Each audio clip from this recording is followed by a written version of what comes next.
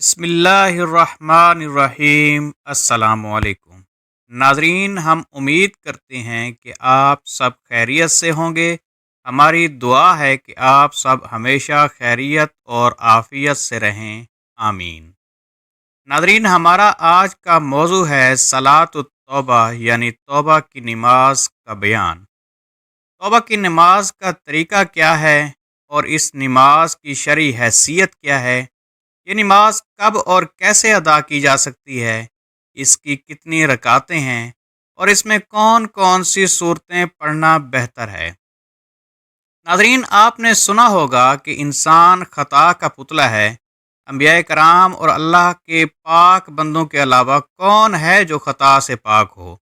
جب حضرت انسان کو زمین پر اتارا گیا تو ساتھ شیطان مردود بھی انسان کو بہکانے پہنچ گیا، اور اسی طرح آج تک بہکاتا ہے، جیسے جنت میں حضرت آدم و حوا علیہ السلام کو بہکایا تھا۔ اس کا تو کام ہی بہکانا ہے، لیکن انسان کو اللہ نے اشرف المخلوقات بنایا ہے۔ انسان کو خود گناہوں اور خطاؤں سے بچنا چاہیے، اپنے نفس پہ کنٹرول رکھنا چاہیے۔ پھر بھی اگر کوئی گناہ یا خطا ہو جائے تو کیا کرنا چاہیے؟ کیا جو گناہ یا خطا ہو گئی بس اس پر عذاب یا پکڑ لازمی ہو جائے گی؟ کیا اس گناہ کی معافی کا کوئی چانس نہیں؟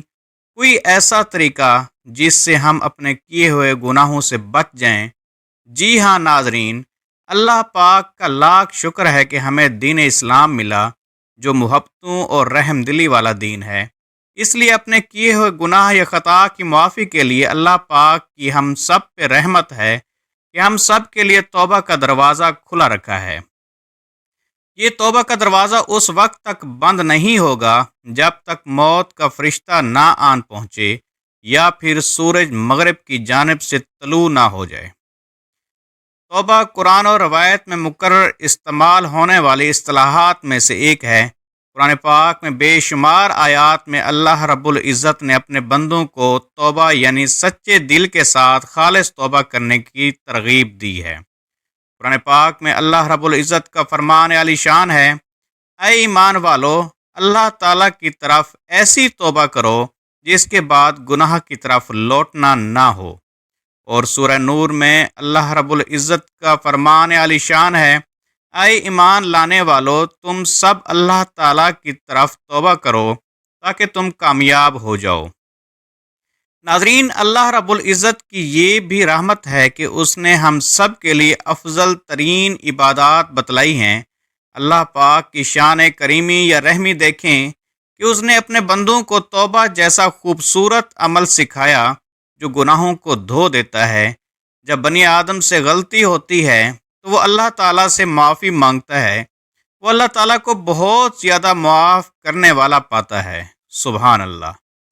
ناظرین، احادیث مبارکہ میں بھی توبہ کی اہمیت بیان کی گئی ہے کہ نبی کریم صلی اللہ علیہ وآلہ وسلم نے جہاں توبہ پر ابھارا ہے تو وہیں آپ صلی اللہ علیہ وآلہ وسلم کا اس پر کثرت سے عمل بھی رہا ہے۔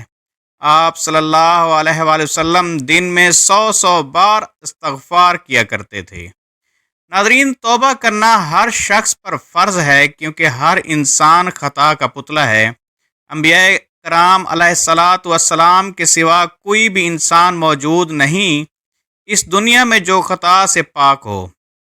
ہر انسان اپنی زندگی میں کوئی نہ کوئی خطا ضرور کرتا ہے، مگر اپنی خطاؤں پر، اپنی غلطیوں پر شرمسار ہو کر اپنے رب کی بارگاہ میں توبہ کر لینی چاہیے تاکہ اللہ رب العزت کی ذات ہم سب سے راضی ہو جائے اور ہم سب کو ہر طرح کے عذاب سے بچا لے، ورنہ اللہ تعالیٰ کا عذاب بہت زیادہ خطرناک ہے۔ ایک اور حدیث مبارکہ میں ارشاد ہے، نبی کریم صلی اللہ علیہ وآلہ وسلم کا فرمان ہے، یقیناً اللہ تعالیٰ بندے کی توبہ اس وقت تک قبول کرتا ہے جب تک اس کا نرخرا بجنا شروع نہ ہو جائے۔ جب سورج مغرب سے طلوع ہو جائے تو توبہ قبول نہیں ہوگی۔ ایک اور حدیث مبارکہ میں نبی کریم صلی اللہ علیہ وآلہ وسلم نے ارشاد فرمایا کہ اللہ تعالیٰ سے اپنے جرم کی سچی توبہ کرنے والا ایسے ہے جیسے اس نے گناہ کیا ہی نہ ہو۔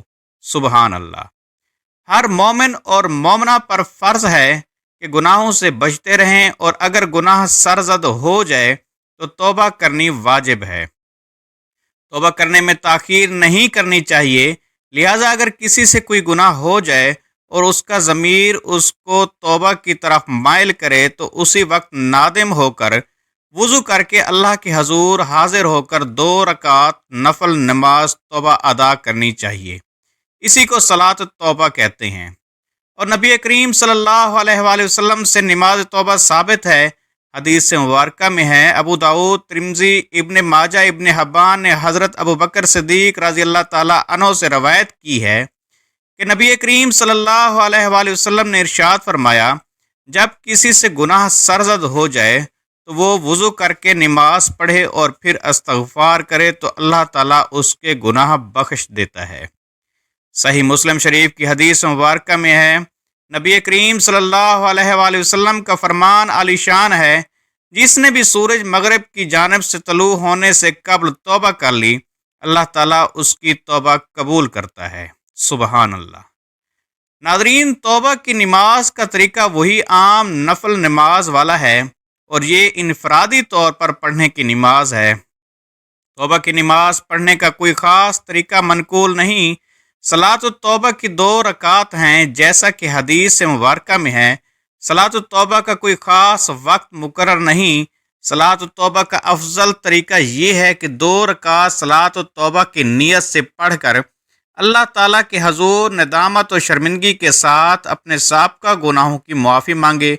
और बेहतर ये है कि पहली रकात में सूरह फातिहा के बाद सूरह काफरून पढ़े और दूसरी रकात में सूरह फातिहा के बाद सूरह अखलास पढ़े और सलाम फेरने के बाद अल्लाह ताला से रो रो कर गिड़गिड़ा कर खूब माफ़ी मांगे और आइंदा गुनाह ना करने का पुख्ता अज़म करे और तौबा करे।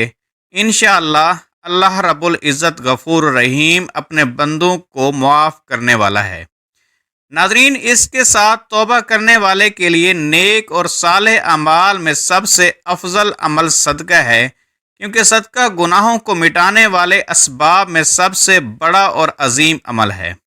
अल्लाह पाक हम सबको तौबा की तौफीक अता फरमाए, हम सबको 5 वक्त की नमाज का पाबंद बनाए और सदका और खैरात करने वाला बनाए। आमीन। तो नाजरीन, ये थी हमारी आज की वीडियो। उम्मीद है आपको वीडियो पसंद आई होगी। वीडियो पसंद आई है या हमारी आज की वीडियो से आपने कुछ भी नया सीखा है तो हमारे चैनल को ज़रूर सब्सक्राइब कीजिए और साथ लगे बेल आइकन को भी प्रेस कर लें ताकि हमारी हर इस्लामी और इस्लाही वीडियो आप तक बर वक्त पहुँचती रहें। मुझे दीजिए अगली वीडियो तक के लिए इजाज़त। अपना बहुत सारा ख्याल रखिएगा। अल्लाह हाफिज़।